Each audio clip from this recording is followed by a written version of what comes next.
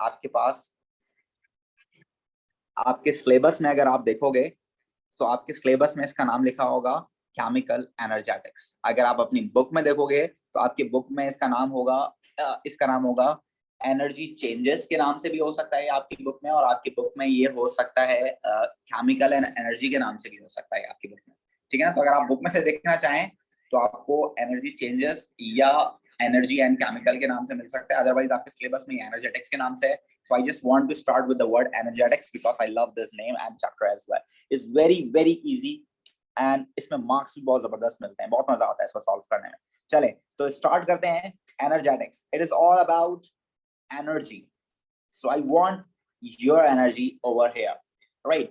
If you talk about energy, तो chemistry में बच्चों ज्यादातर जो हम बात करते हैं वो बात करते हैं थर्मल एनर्जी। ज्यादातर हम थर्मल एनर्जी की बात करते हैं। इसके अलावा अगर आप बात करेंगे तो आपके पास इलेक्ट्रिसिटी की बात होगी और वो बिल्कुल अलग चैप्टर है। इलेक्ट्रोलिसिस वो बिल्कुल अलग चैप्टर है, ठीक है ना। फिलहाल हम बात करें किसकी, एनर्जेटिक्स की। तो इसमें और उसके अलावा भी मोस्टली अगर आप देखेंगे केमिस्ट्री में आपको सिर्फ और सिर्फ थर्मल एनर्जी की बात ज्यादा मिलेगी as compare to other energy. अब केमिस्ट्री में हम मस्कुलर एनर्जी की तो बात करने से रहे, केमिस्ट्री में हम सोलर एनर्जी की तो बात करने से रहे, ये सारी बातें हम नहीं करते हैं। हम सारी बात करते हैं किसकी, काइनेटिक एनर्जी, पोटेंशियल एनर्जी, ये सब के सब आप पढ़ेंगे फिजिक्स में। काइनेटिक एनर्जी थोड़ी सी आप चैप्टर 1 में पढ़ते हैं या थोड़ी सी रेट ऑफ रिएक्शन में पढ़ते हैं, और उसके अलावा थर्मल एनर्जी ज्यादातर हम केमिस्ट्री का ताल्लुक थर्मल एनर्जी से कंसीडर करते हैं। कैसे हैं? Heat energy. वालेकुम सलाम बेटा, I am good. Okay sir वो लास्ट वीक ना मैं असल में क्लासेस नहीं ले रहा था क्योंकि मैं वो जो है ना ट्रैवलिंग कर रहा था। तो सर लास्ट वीक की क्लासेस वो आपने वहाँ डाल दी यूट्यूब पे सर? जी बिल्कुल डाल दिए हैं, आप बेफिक्र रहें, उस क्लासेस को आप देख सकते हैं। अभी हमने नया चैप्टर स्टार्ट किया है तो you are here with us, तो आप नए चैप्टर से स्टार्ट कर सकते हैं। सही है, सही हो गया सर, थैंक यू सर। चलें तो अभी हम नया चैप्टर स्टार्ट करें एनर्जेटिक्स, जिसमें हम बात कर रहे हैं एनर्जी की। और एनर्जी की बात करें तो सबसे ज्यादा बात आती है थर्मल एनर्जी की, हीट एनर्जी की। केमिस्ट्री के अंदर सबसे ज्यादा हमारे पास बात आती है हीट एनर्जी की। तो हमारे पास दो तरह के रिएक्शन होते हैं जो शायद आप लोगों ने डेली लाइफ में शायद ऑब्जर्व किए हों। जरा मुझे बताएं, आप लोग जब घरों में खाना बनाते हैं, so during the cooking we have done one of the chemical reaction over here, that was combustion, right? Right sir. Yes sir. क्या ऑब्जर्व करते हैं आप वहां पर खाने के अलावा? खाना जब बन रहा होता है तो खाने के अलावा क्या ऑब्जर्व करते हैं आप वहां पर, वो बताएं। Heat release. Energy, yes. in this reaction or in this type of reaction you will feel that there will be some heat releasing over there, right? There will be some heat releasing to the surrounding by which there is hotness, right बच्चों? Right yes sir. Sir. इसी तरह आपने एक और reaction देखा होगा शायद गर्मियों के अंदर घर वालों को, या आपने बहुत सारी चीजें फील करी। गर्मियों के अंदर ज्यादा लोग पेड़ के नीचे बैठे हुए होते हैं। अब तो खैर वो जमाना ना रहा, पहले जमाने में लोग जो है पेड़ के नीचे, नीम ट्री के नीचे बैठते थे। Why they are sitting under the neem tree during hot days? Cool. Yes, कभी आपने अगर फील किया हो किसी पेड़ के नीचे जाकर, तो there will be a change of temperature over there, because वहां पर जो पेड़ होते हैं वो हीट एनर्जी को क्या कर रहे होते हैं, एब्सॉर्ब कर रहे होते हैं। This is one of the chemical reaction, you can say that photosynthesis, which is actually one of the heat absorbing process, and you will feel some coldness over there, right? अगर कोई आप में से कोई, जैसे मेरे ख्याल से अस्मा रहती हैं, Asma you are in I think Karachi university department ना, आप उसके कहीं करीब रहती हैं, आई नो दैट। अब वहां पर आपने फील किया होगा रात के अंदर ठंड बढ़ जाती है, ऐसी है या नहीं है? है ना? जी ऐसी है। आपने अगर फील किया हो तो मैंने बहुत फील किया क्योंकि मैंने वहां बहुत सफर किया है। गुलशन वाली साइड पे सर बहुत ठंड होती है रात के टाइम। यस, उसकी वजह क्या है? उसकी वजह ये एक ओपन एरिया है, दूसरी वजह ये है कि वहां पर पेड़ बहुत है, ठीक है ना। आप गर्मियों के अंदर भी अगर उस धूप के अंदर भी आप उन पेड़ों के नीचे चले तो you will feel a better temperature over there as compare to the temperature outside the university. आप यूनिवर्सिटी के अंदर जब घूमेंगे तो वहां पर बहुत बेहतर टेम्परेचर मिलेगा, क्योंकि वहां पेड़ ज्यादा है। जब पेड़ ज्यादा है तो वहां पर फोटोसिंथेसिस ज्यादा होती है, जब फोटोसिंथेसिस ज्यादा होती है तो वहां का टेम्परेचर बहुत बेहतर रहता है, राइट? सो फोटोसिंथेसिस में आपके पास क्या हो रहा है, एक हीट एब्जॉर्बिंग प्रॉपर्टी है, अल्लाह पाक ने उनको पैदा इसलिए किया है ताकि वो हमारे टेम्परेचर जो है दुनिया का मेंटेन कर सकें। जो कार्बन डाइऑक्साइड हम अपने जो है हम लोग एक्सहेल कर रहे हैं, कार्बन डाइऑक्साइड वो इनहेल करते हैं ताकि हमारे दुनिया में ये पूरा का पूरा सेटअप जो ग्लोबल वार्मिंग हो रही है उससे हम बचे रहें। बट हम माशाल्लाह से बहुत ही ऊपर किस्म बहुत ही ऊपर किस्म के लोग हैं। हम लोग जो है बहुत कार्बन डाइऑक्साइड प्रोड्यूस करते हैं, वो प्लांट काट देते हैं। तो कार्बन डाइऑक्साइड हम लोग ने बहुत ही ज्यादा इस दुनिया में पैदा करना शुरू कर दी है। गाड़ियां हम चला रहे हैं, बाइक्स हम चला रहे हैं, कम हम जनरेटर्स हम चला रहे हैं, इंडस्ट्रीज इतनी बड़ी बड़ी हम चला रहे हैं, कार्बन डाइऑक्साइड इतनी ज्यादा प्रोड्यूस कर रहे हैं, और जो बेचारे प्लांट्स कार्बन डाइऑक्साइड को कम करते हैं उनको भी हमने काट दिया। तो इस वजह से हमारे मुल्क में जो है और हमारी दुनिया में काफी डिजास्टर्स आ रहे हैं। तो वो हमें, खैर वो एक बिल्कुल अलग टॉपिक है, पॉल्यूशन में हम इंशाल्लाह पढ़ेंगे इसको। Right now we are talking about photosynthesis. तो फोटोसिंथेसिस आपके पास एक ऐसा प्रोसेस है जो कि टेम्परेचर को मेंटेन करता है, ठीक है ना। वो क्या करता है, आपके पास टेम्परेचर को मेंटेन करता है। वो क्यों टेम्परेचर को मेंटेन करता है, क्योंकि आपके पास वहां पर हीट एब्जॉर्ब हो रही होती है। हीट क्या हो रही होती है, आपके पास एब्जॉर्ब हो रही होती है। Photosynthesis one of the process which absorb heat. तो एक्चुअली आपके पास दो तरह के प्रोसेस हो गए। एक प्रोसेस ये हो गया जो कि एनर्जी रिलीज कर रहा है, एक हो गया जो कि एनर्जी एब्जॉर्ब कर रहा है। So actually we have two type of processes according to the heat energy. एक एनर्जी रिलीज कर रहा है, एक एनर्जी एब्जॉर्ब कर रहा है। इसको हम क्या बोलते हैं, in terms of chemistry we call this exothermic and endothermic. Right बच्चों, this is known as exothermic and this is known as endothermic. So we actually have two type of chemical reactions. One is exothermic and one is endothermic. Exothermic matlab, exo matlab release, therm matlab heat. So this is a type of reaction in which heat energy is taken out.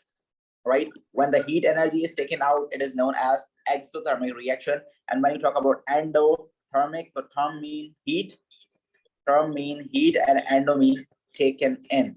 So this is one of the type of reaction in which heat energy is absorbed from the surrounding.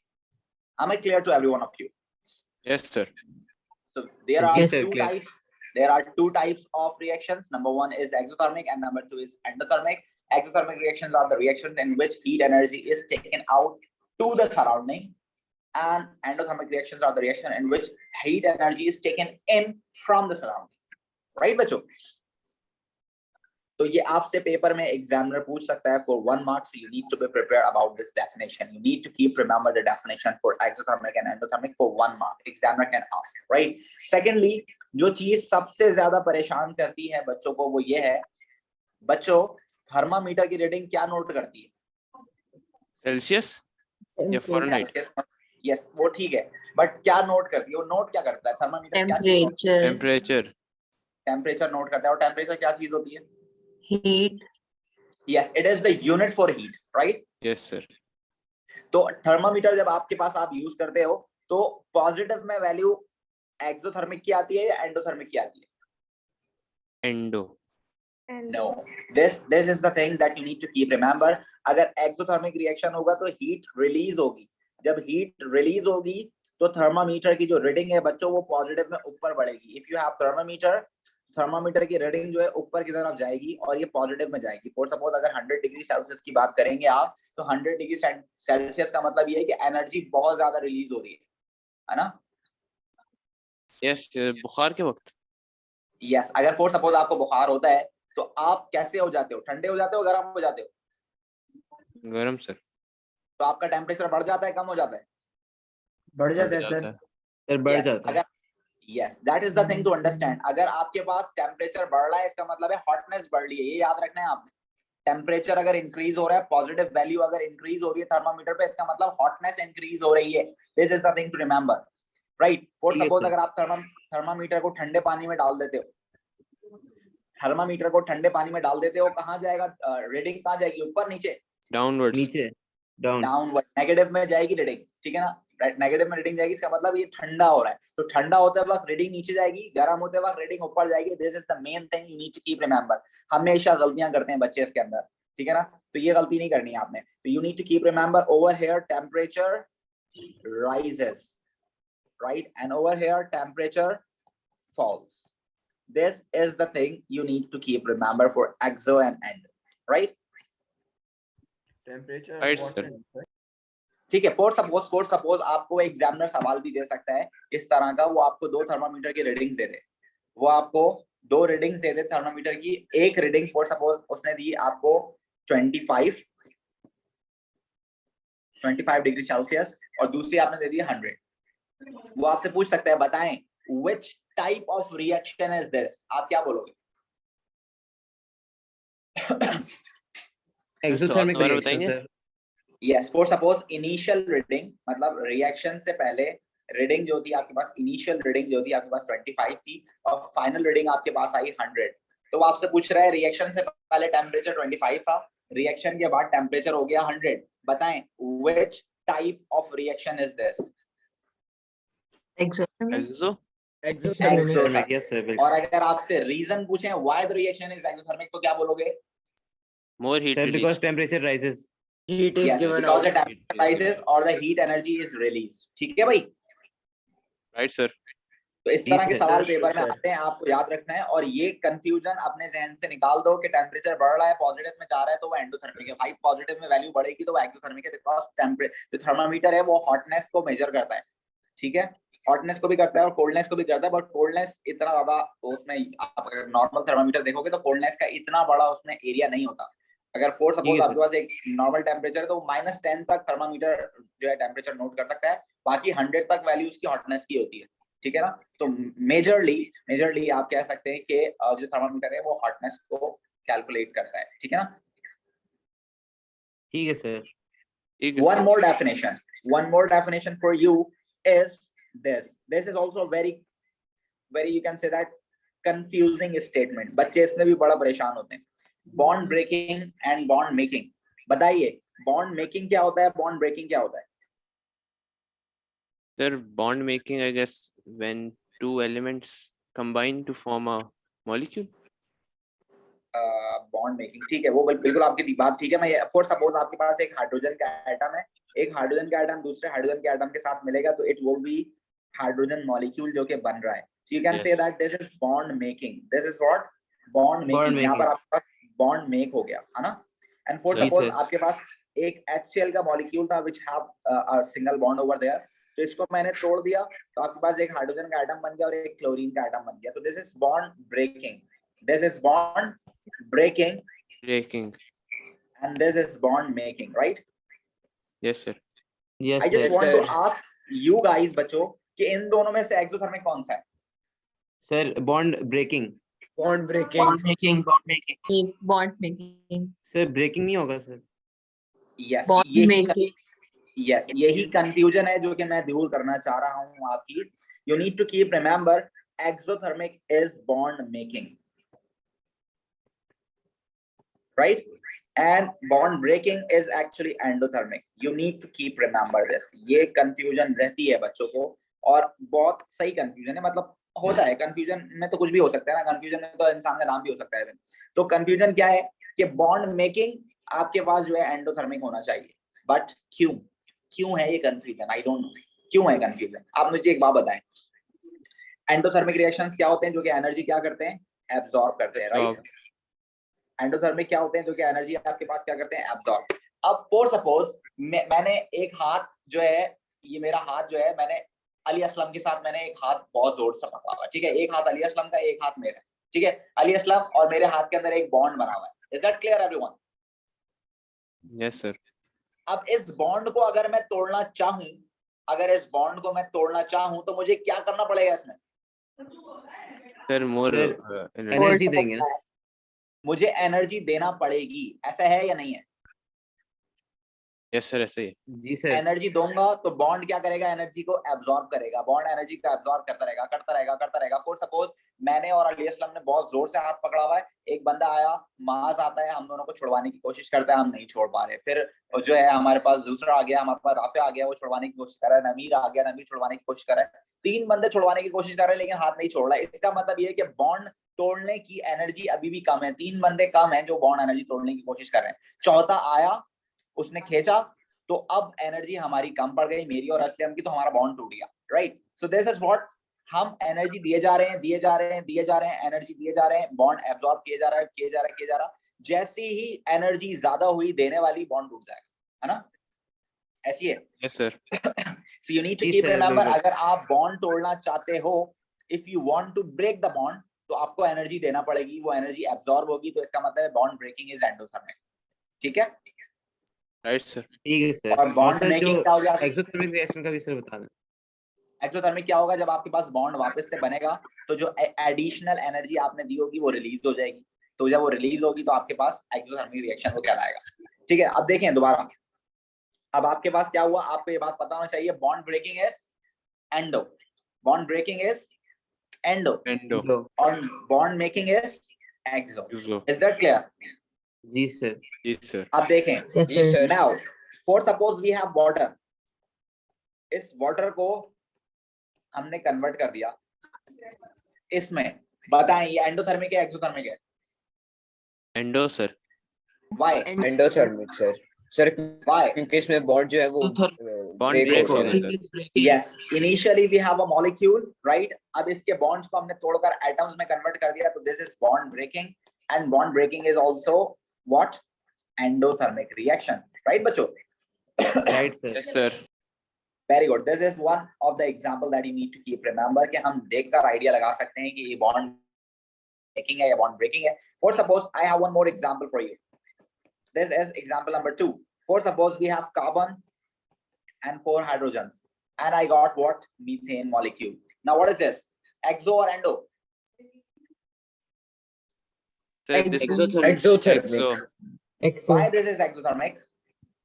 Because bond is making. Bond Bond making. being made. That's good. That's good. Very good, bacho. Very good. Yes. Now, for suppose I have this one.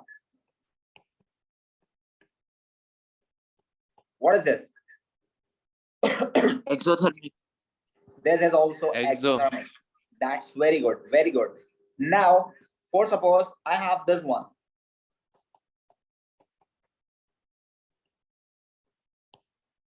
Yes. Exothermic. Endo, sir. Exothermic. How do you know it is exo or endo? Sir, bond Sir, make because हो रहा bond है. is making. Bond make हो रहा है.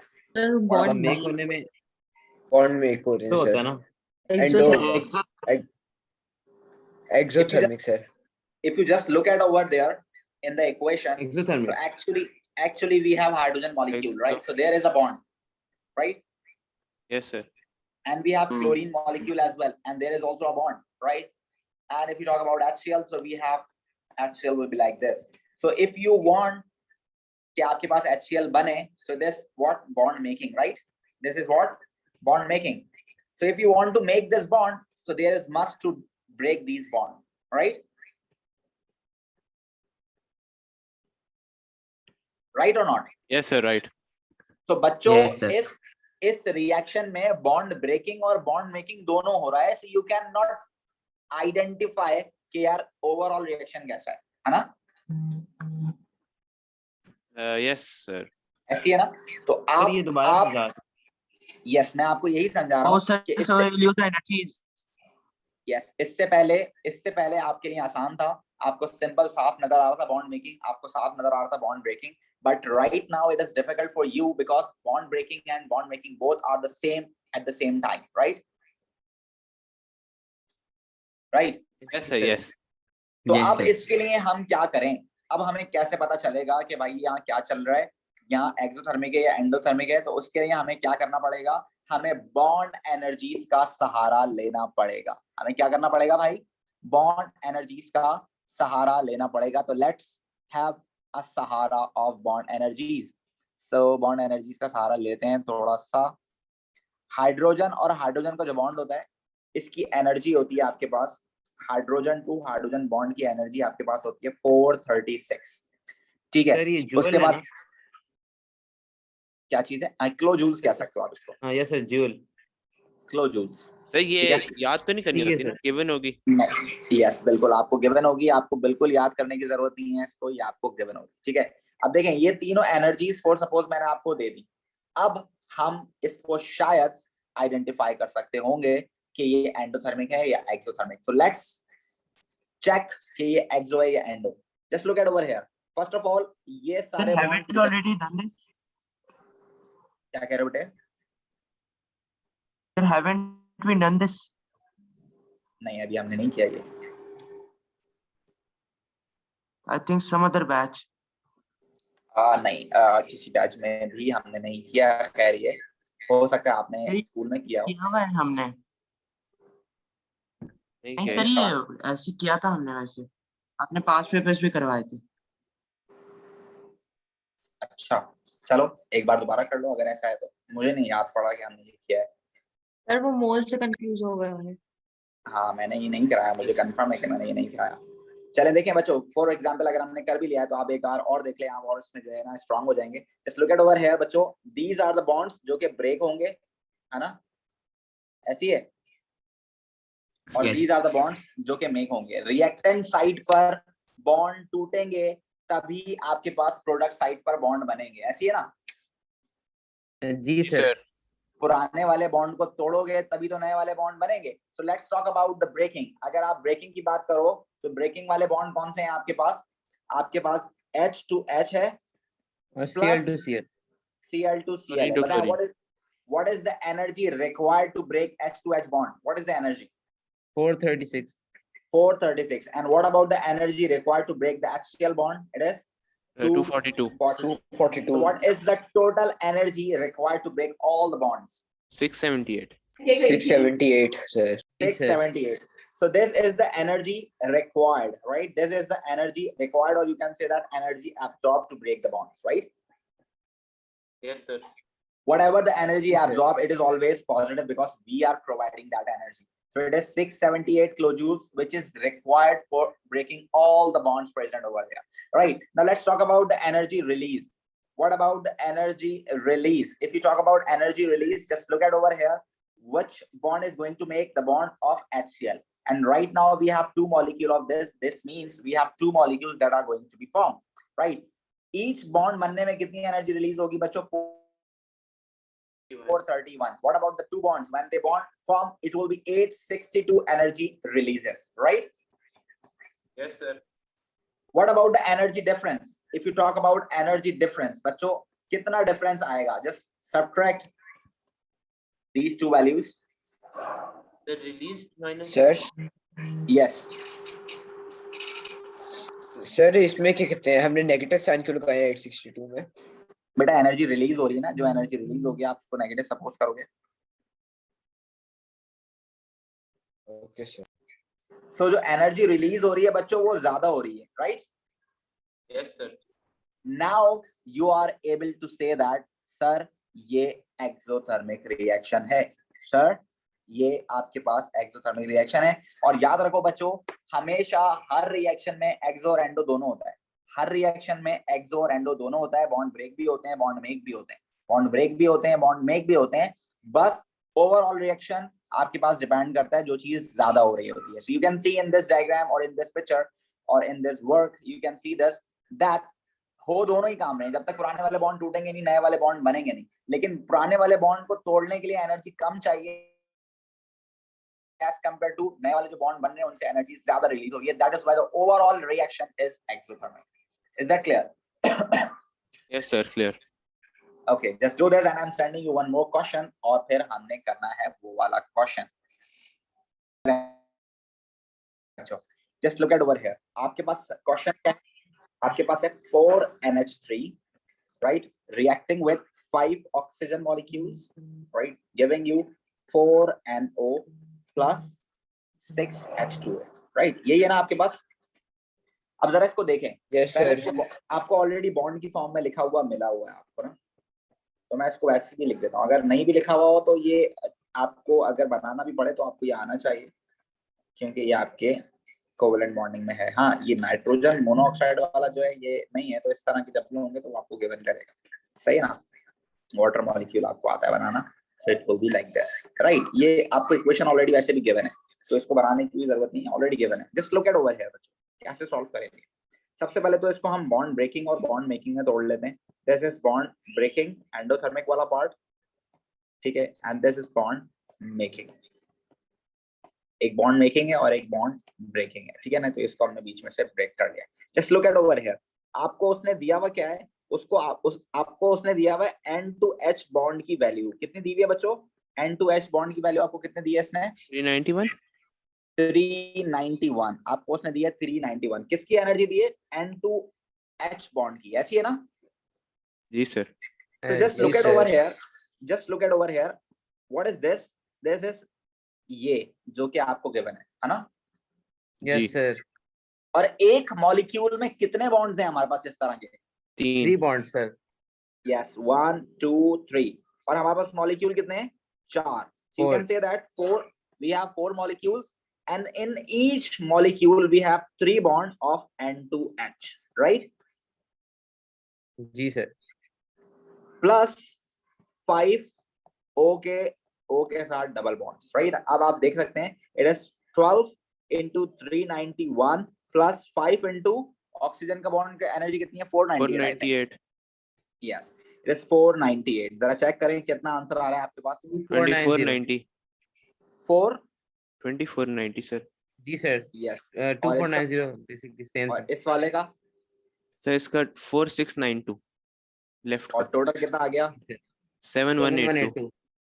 7182, and it should be the positive kilojoules energy that we are providing. Is that clear everyone? Yes sir. Yes अब sir. जरा इस तरफ वाले को मैंने- देखें। Yes sir. इससे मैंने सवाल तो कर लिया सर, लेकिन मेरे पास फोन नहीं है अभी, तो मैं भेज नहीं सकता. कोई मसला नहीं, कोई मसला नहीं। Just look at over here. अब ये वाला तो सिंपल है, 4 एंड डबल बॉन्ड ऑक्सीजन है, दैट्स फाइन। 4 को आप मल्टीप्लाई करा दोगे किससे? 587 से, दैट्स फाइन। बट इसको जरा चेक करो। इसको जब चेक करोगे तो देखो हमें एनर्जी गिवन है O2H बॉन्ड की, है ना? कितनी एनर्जी गिवन है बच्चों? 464, राइट? Yes sir. 464.